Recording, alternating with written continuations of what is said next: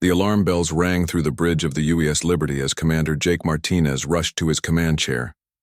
The massive human warship floated in the darkness of space near the Kepler 442 system, its hull gleaming under the distant starlight. Lieutenant Kate Sullivan looked up from her communications console with wide eyes. "Sir, we're getting a transmission from the Outer Rim. It's encrypted with hegemony codes, but the message is in our language," she said, her voice tight with confusion. Martinez frowned. The Hegemony Alliance had been humanity's enemy for 2 years now. They had attacked human colonies without warning and taken prisoners. No one had heard from the captured colonists since the attacks began. The idea of getting a friendly message from them made no sense. "Put it through the main speakers," Martinez ordered. The bridge fell silent as static filled the air. Then came a voice speaking in broken English with an accent that sounded like grinding metal. The words came slowly, as if the speaker was struggling with each syllable. "Human commanders. This is General Thexvar of the Hegemony Third Fleet. I speak to you now in great danger to myself and my people. We have made a terrible mistake. We took your children from the colony worlds. We thought they would be easy to study. We were wrong. Very wrong." Lieutenant Sullivan exchanged glances with Martinez. The alien's voice carried something they had never heard from a hegemony officer before: fear. The transmission continued. "Your children. They are not what we expected. In 3 months of observation, they have done things that frighten our greatest minds. We must return them to you immediately. We must make peace before the High Council learns what we have discovered."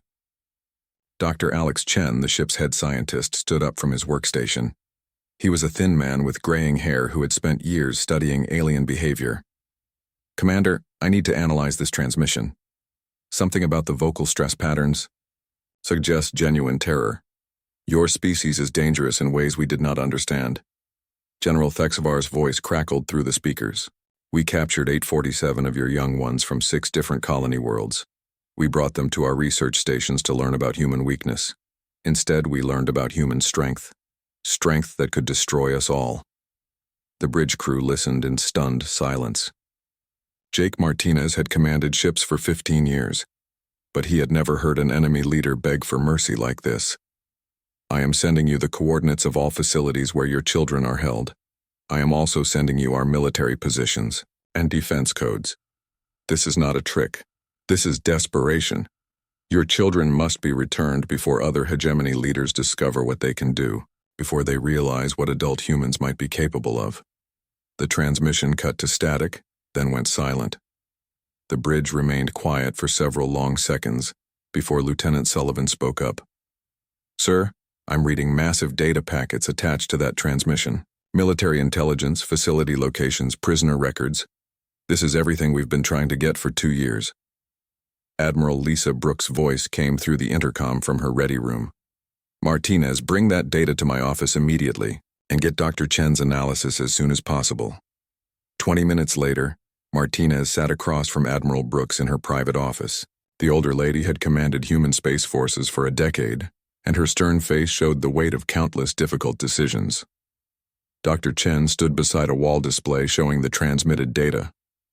"This makes no sense," Admiral Brooks said, studying the information. "The hegemony conquered 12 star systems. They have technology that's centuries ahead of ours. Why would they suddenly fear us?" Dr. Chen touched the display, bringing up audio analysis charts. "Admiral, I've run every test I can think of on that transmission. The vocal stress indicators are off the charts. General Thexvar was genuinely terrified when he made that recording. The micro tremors in his voice suggest he believes he's facing an existential threat." "But we're talking about children," Brooks replied. "Human children between the ages of 6 and 16, according to these prisoner records. What could children possibly do to scare a military force that has conquered half the galaxy?" Martinez leaned forward in his chair. "Maybe that's exactly the point, Admiral. Maybe they underestimated what human children are capable of." Brooks stood up and walked to the large window that looked out into space. Distant stars twinkled in the darkness, each one representing worlds that had fallen to hegemony forces. "General Thexvar claims he's sending us intelligence that could win this war. Military positions, defense codes, technological specifications. If this is real, it's worth more than every intelligence operation we've run combined. Dr. Chen pulled up another section of data. There's something else, Admiral. The transmission includes detailed records of their research on our children. Psychological profiles, behavioral studies, problem-solving tests. It's like they were trying to understand how human minds work. And they didn't like what they found, Martinez added. Admiral Brooks turned back to face them. The question is whether we trust this intelligence enough to act on it. This could be an elaborate trap. The hegemony could be trying to lure our ships into an ambush. Or, Dr. Chen said quietly, General Thexvar could be telling the truth. Our children could have discovered something about hegemony weaknesses that even we don't know about. Brooks was quiet for a long moment, considering the possibilities. Outside the window, the stars continued their eternal dance, indifferent to the decisions being made aboard the human warship. Schedule an emergency meeting with all senior staff, she finally said. We need to decide whether to risk a rescue mission based on intelligence from a terrified enemy general. And we need to figure out what our own children might have learned. That has an entire alien empire running scared. Martinez nodded and stood to leave. As he reached the door, Admiral Brooks called out to him, Jake, one more thing. If this intelligence is real, if our children really have discovered something that frightens the hegemony this much, then we might be looking at the end of this war. The question is whether it ends with our victory or our complete destruction. The Commander left the Admiral's office with those words echoing in his mind. Somewhere in the darkness of space, 847 human children were waiting for rescue. But according to an alien general, those same children might hold the key to humanity's survival or its doom. Captain Ryan Davis checked his weapon one last time as the scout ship Falcon drifted silently toward the Hegemony Research Station. The small facility orbited a dead planet in the Zeta Reticuli system, far from any major shipping routes. According to General Thexvar's intelligence, this station held 37 human children. 2 minutes to docking, whispered Sergeant Nicole Green from the pilot's seat. The Marine had volunteered for this mission despite orders to stay behind. She had 3 children of her own back on Earth, and the thought of human kids trapped in alien hands made her jaw clench with anger.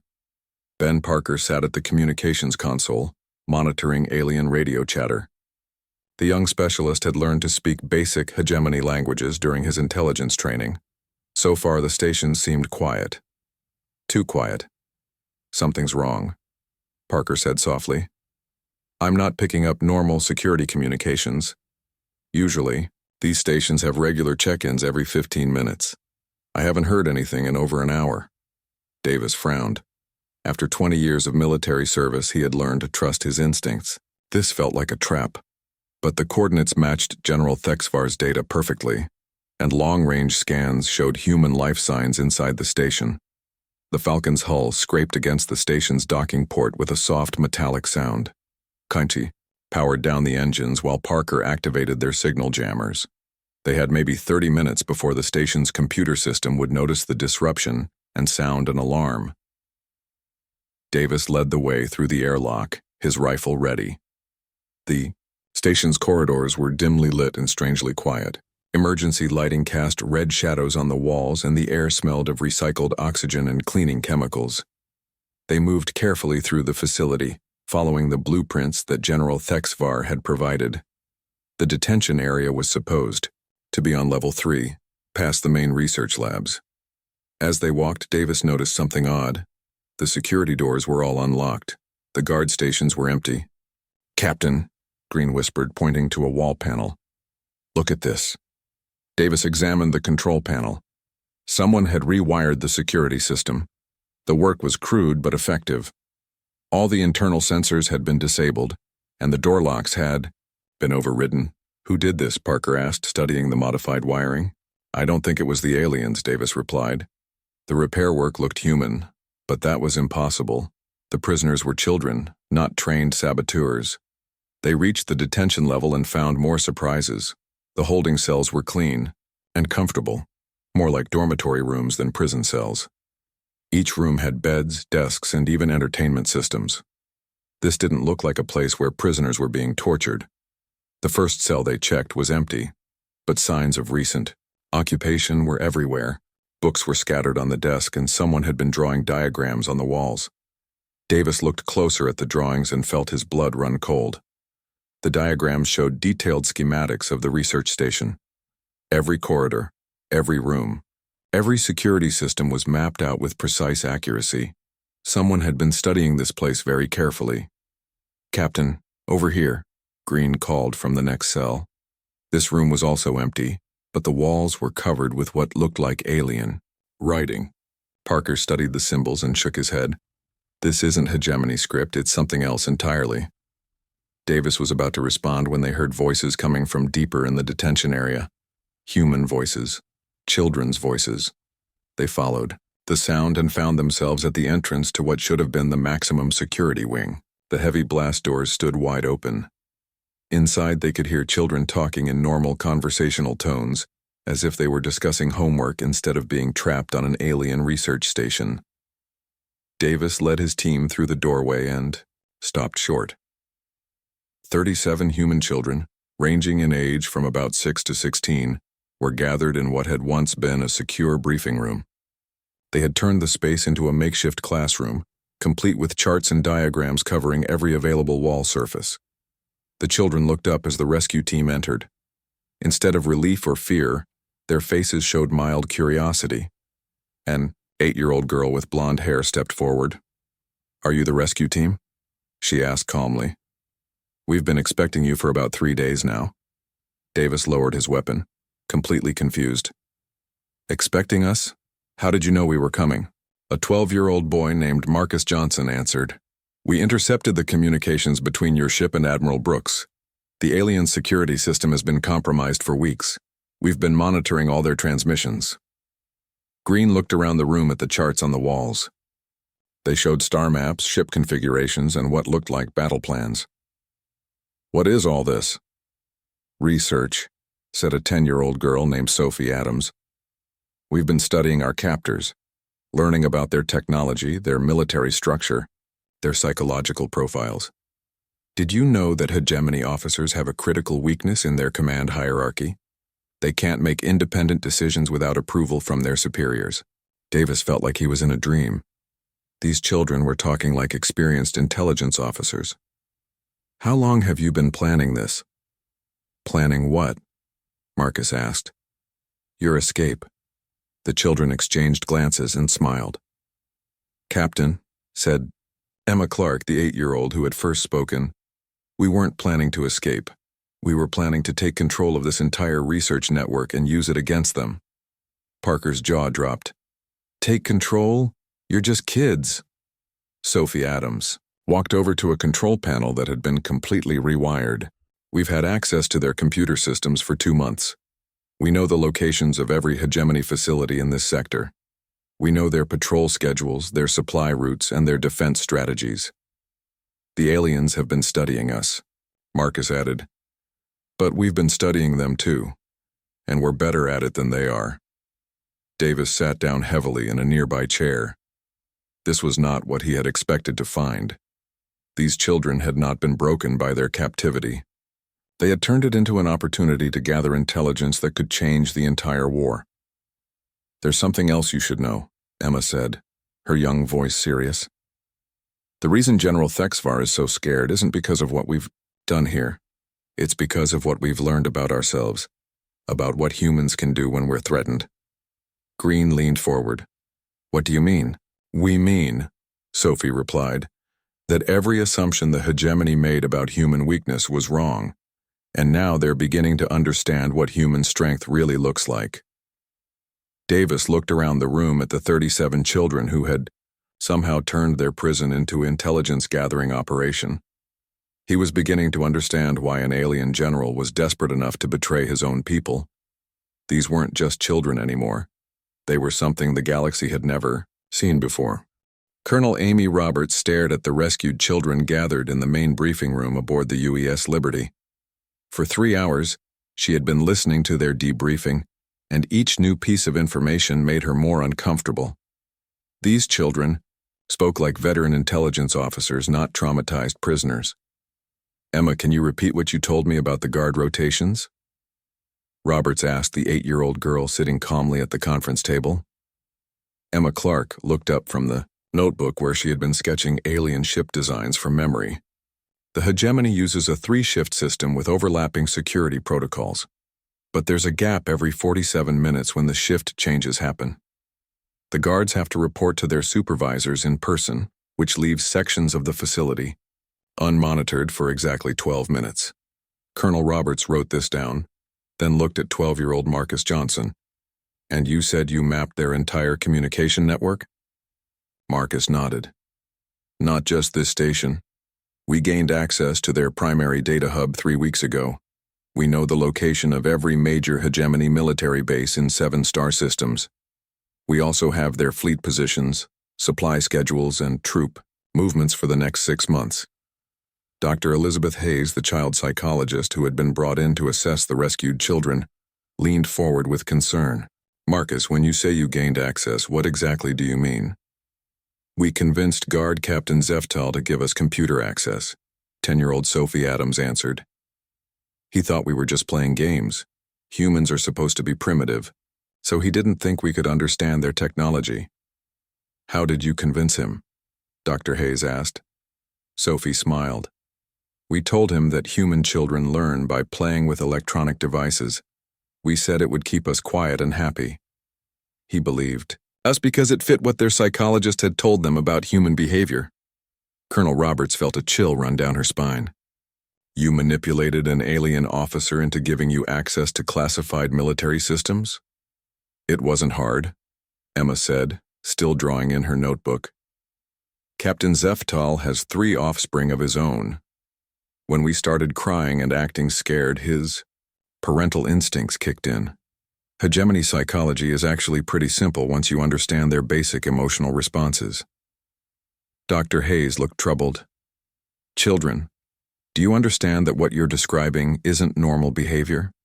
Most kids your age would be terrified in a situation like this. Marcus shrugged. We were scared at first, but being scared doesn't help anyone.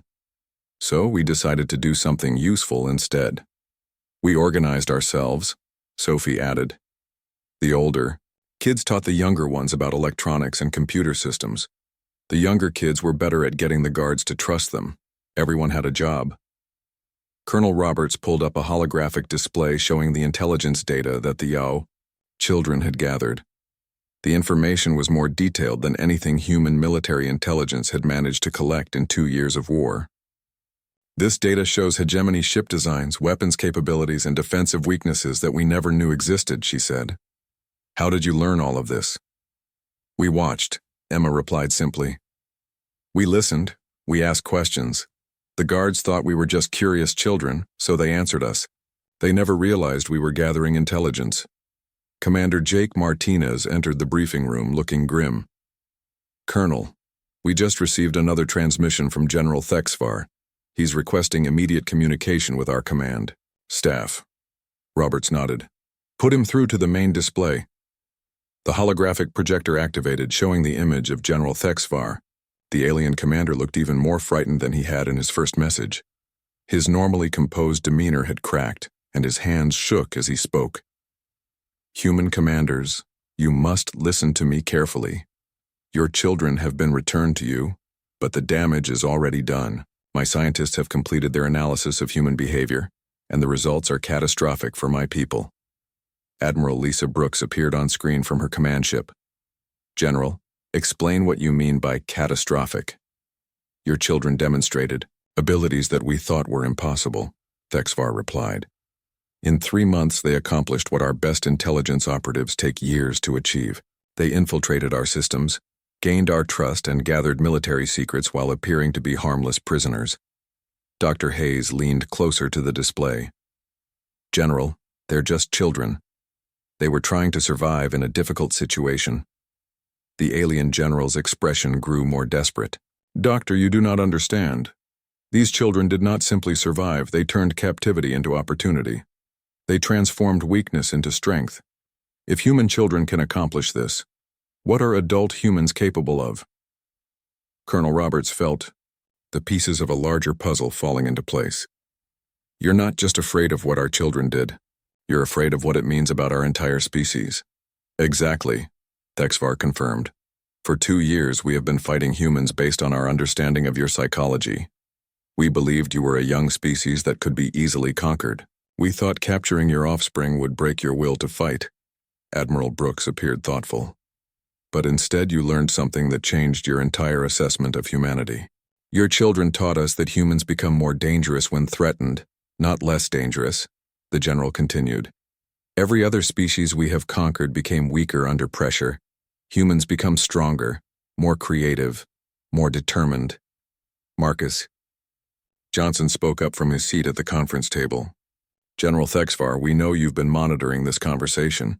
We've been tracking your communication signals since we got back to the ship. The alien general's eyes widened in shock. Even now, after being rescued, the human children were still gathering intelligence. This is what terrifies us, Thexvar said, his voice barely above a whisper. Your children have turned this debriefing into another intelligence operation. They are still studying us, still learning our weaknesses, even while pretending to be simple prisoners who have been saved. Emma Clark looked up from her notebook and smiled at the display. General, we were never pretending to be simple prisoners. We were always exactly what you're afraid we are. You just didn't recognize it until now. The transmission ended abruptly as General Thexvar cut the connection. The briefing room fell silent. Colonel Roberts looked around at the 37 children who had somehow managed to turn their captivity into humanity's greatest intelligence victory. Dr. Hayes stared at her notes, trying to understand how children had accomplished what trained adults couldn't. Admiral Brooks' voice came through the intercom with a new tone of respect. Colonel Roberts, I want those children's intelligence data distributed to every human military unit in the sector. It's time we stopped thinking of this as a defensive war. As the meeting ended, Emma Clark continued drawing in her notebook. But now Colonel Roberts could see what the 8-year-old was sketching. They weren't random alien ship designs. They were detailed battle plans for attacking hegemony military installations. The children hadn't just gathered intelligence during their captivity. They had been planning humanity's counterattack all along. General Patricia Moore stood before the largest war council in human history. Representatives from every human colony, military leaders from across the solar system, and civilian officials had gathered aboard the massive command station orbiting Earth. The holographic displays around the room showed star maps, fleet positions, and intelligence data that would have been impossible to obtain just weeks ago. Ladies and gentlemen, General Moore began, we are here to discuss intelligence gathered by 37 children who were held prisoner by the Hegemony Alliance. What they accomplished during their captivity has changed everything we know about this war. Colonel Steve Turner, head of strategic planning, activated a 3-dimensional display showing hegemony territory. Red dots marked military installations, blue lines showed supply routes, and yellow markers indicated fleet positions. All of this information had come from the rescued children. The intelligence we've received is more complete than anything we've gathered in 2 years of fighting, Turner explained. These children didn't just survive their captivity. They turned it into the most successful intelligence operation in human history. Major Lisa Wright, who commanded the Special Forces Division, stepped forward. General, I've reviewed the children's reports and I have to ask the obvious question. How did kids accomplish what our best trained operatives couldn't? General Moore looked around the room at the assembled military leaders. That's exactly what we need to understand. Captain Sandra Lewis has been analyzing the children's methods. Sandra, please share your findings. Captain Lewis, head of military intelligence, brought up a new display showing psychological profiles and behavioral analysis. The children succeeded because they approached the situation differently than trained adults would have. They didn't think like prisoners trying to escape. They thought like scientists studying an interesting problem. What do you mean? Asked Admiral Kevin Thompson, commander of the Outer Rim Fleet. They were curious instead of afraid, Lewis continued. When the aliens tried to study them, the children studied the aliens right back. They asked questions, observed behavior patterns, and tested theories. The hegemony guards thought they were dealing with frightened children. Instead, They were being analyzed by 37 young intelligence officers. Director Monica Bell, who represented the civilian government, leaned forward in her chair. Captain Lewis, are you saying that our children have natural abilities that make them effective intelligence operatives? I'm saying something more important than that, Lewis replied.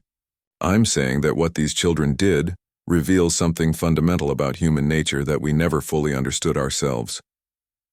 The room fell quiet as the implications began to sink in. General Moore walked to the center of the display area, surrounded by holographic representations of hegemony military assets. For 2 years, we've been fighting a defensive war, she said.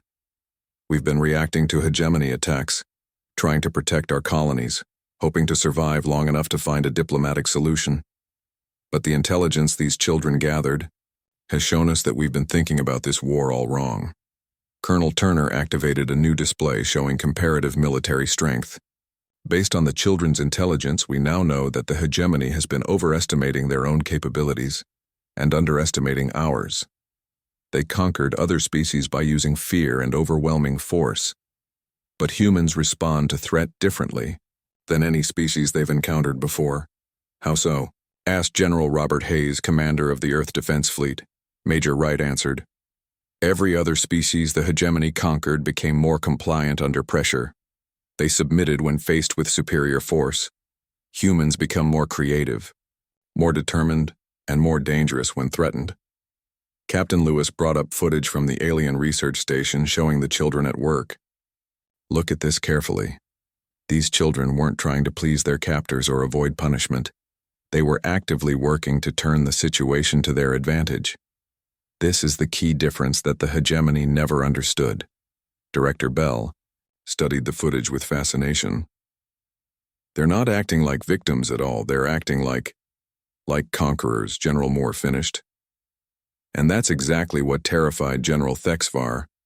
He realized that if human children could accomplish this much while being held prisoner, then adult humans represent a threat beyond anything the hegemony has ever faced. Admiral Thompson stood up and walked to the star map display. General, are you suggesting that we shift from defensive to offensive operations? I'm suggesting that we were always capable of offensive operations, Moore replied. We just didn't realize it until our own children showed us what human determination looks like when it's properly focused. The room buzzed with quiet conversations as military leaders began to grasp the full scope of what they were hearing. Captain Lewis called for attention and brought up a final display. There's one more thing you need to understand, she said. The children's intelligence gathering didn't stop when they were rescued. During their debriefing aboard the Liberty, they continued to monitor hegemony communications and analyze enemy behavior patterns. Even now, they're working with our tactical teams to develop battle strategies based on their observations. General Moore nodded. 8-year-old Emma Clark has identified weaknesses in hegemony ship designs that our engineers missed. 12-year-old Marcus Johnson has proposed communication intercept methods that could give us real-time intelligence on enemy fleet movements. 10-year-old Sophie Adams has developed psychological profiles of hegemony commanders that predict their tactical decisions with 90% accuracy. The War Council sat in stunned silence. Major Wright finally spoke up. General, what you're describing sounds impossible. Children shouldn't be capable of this level of strategic thinking. That's exactly what the hegemony thought, Moore replied. And that's why they're losing this war before they even realize it started. Director Bell asked the question that everyone was thinking. General, what happens now? General Moore looked around the room at the assembled leaders of humanity. Now we do what our children have shown us we're capable of. We stop thinking like victims and start thinking like the apex predators we apparently are. Colonel Turner activated the tactical planning display. We have complete intelligence on hegemony positions, supply lines, and defensive capabilities. We know their psychological weaknesses and their strategic blind spots. The children have given us everything we need to end this war. Not just end it, Admiral Thompson added, understanding dawning in his voice. Win it completely. General Moore smiled for the first time in months. Exactly. Ladies and gentlemen, We're about to discover what happens when humanity stops holding back and starts using the capabilities that 37 children accidentally revealed we possess. The War Council began planning humanity's first major offensive, Operation. But in the back of everyone's mind was the same thought. If human children could accomplish what they had seen, what were adult humans truly capable of when they stopped playing defense and started playing to win? Admiral Chris Nelson watched the main display aboard the UES Liberty as human warships moved into position around the Hegemony's Central Command Station. 6 months had passed since the children were rescued, and everything had changed. The defensive war that had lasted 2 years was about to end in a way no one had expected. "All fleets report ready, Admiral," Commander Rachel Stone announced from her position at the tactical console. The ground assault teams were prepared to board the enemy station using entry points that 10-year-old Sophie Adams had identified from studying hegemony construction patterns. Nelson nodded and opened a communication channel to the enemy station. "General Thexvar, this is Admiral Nelson of the Human Defense Fleet. We know you're monitoring this frequency." The response came immediately. General Thexvar's voice sounded tired and defeated. "Admiral Nelson, I have been waiting for this moment since your children were returned to you. I know why you are here." "Do you surrender?" Nelson asked directly. There was a long pause before Thexvar replied. "Admiral, my species has been the dominant military force in this galaxy for 300 years. We have conquered civilizations across 12 star systems. But in 6 months you have done something we thought was impossible." Commander Stone looked puzzled. "Sir, what does he mean?" Nelson maintained the communication link. "General, explain what you mean." "You have used intelligence gathered by your own children to systematically destroy our military infrastructure," Thexvar continued. "Every base we thought was secret, you attacked. Every supply route we considered secure, you intercepted. Every defensive strategy we deployed, you countered before we could implement it." The truth was exactly as the general described. Human forces had used the children's intelligence to strike at hegemony positions with surgical precision. The aliens found themselves fighting an enemy that seemed to know their every move before they made it. "Your children gave us detailed information about your military operations," Nelson replied. "We simply used that information effectively." "No," Thexvar said, his voice growing more desperate. "You did something far more dangerous than that. You proved that humans can turn any situation to their advantage. Your children were prisoners, but they became intelligence operatives. Your species was supposed to be conquered, but you became conquerors." 8-year-old Emma Clark spoke up from her position as tactical advisor. Over the past months, she had become an official member of the command staff. "General Thexvar, you made a mistake when you took us. You thought capturing human children would make our parents weak. Instead, you taught us how to beat you." The alien general's voice carried a note of genuine fear. "Child, what you accomplished in captivity should have been impossible. You turned our own research against us. You made our strengths into weaknesses." 12-year-old Marcus Johnson, who now served as communications specialist, entered the conversation. "General, we learned about your psychology by watching you study ours. You assumed we would break under pressure. We assumed you had weaknesses we could exploit. We were right." Nelson watched the tactical display as hegemony ships began powering down their weapons systems. The aliens were surrendering without firing a shot. This was not how he had expected the war to end. "Admiral," Thexvar continued, "my people have made a decision. We cannot continue fighting a species that becomes stronger when threatened. Every battle we win makes you more determined. Every loss you suffer makes you more creative, Sophie." Adams, now serving as psychological warfare specialist, added her analysis. "Your species conquers others by making them afraid. But humans use fear as motivation. The more scared we get, the harder we fight." Commander Stone received reports from across the human fleet. "Admiral, hegemony forces are standing down throughout the sector. They're requesting permission to surrender." Nelson found himself in the strange position of accepting the surrender of an enemy that had seemed invincible just months before. "General Thexvar, What are your terms? We have no terms, the alien replied. We wish to join your alliance. We seek protection from other galactic powers who will soon learn what we have learned about human capabilities. The admission stunned the bridge crew. Marcus Johnson looked up from his console with surprise. General, you want to become our allies? We want to become your subjects, Thexvar corrected. Your children have shown us that humans represent the next stage of galactic evolution. We choose to be part of that evolution rather than be destroyed by it. Emma Clark studied the enemy general's psychological profile on her tablet. Admiral, he's telling the truth. The hegemony leadership has concluded that fighting humans is impossible. They've decided that joining us is their only path to survival. Nelson made a decision that would reshape the galaxy. General Thexvar, we accept your surrender. But we don't want subjects, we want partners. Species that are willing to work together instead of trying to conquer each other. Over the following weeks, the transformation of galactic politics accelerated beyond anyone's expectations. The hegemony's surrender sent shockwaves through alien civilizations across known space.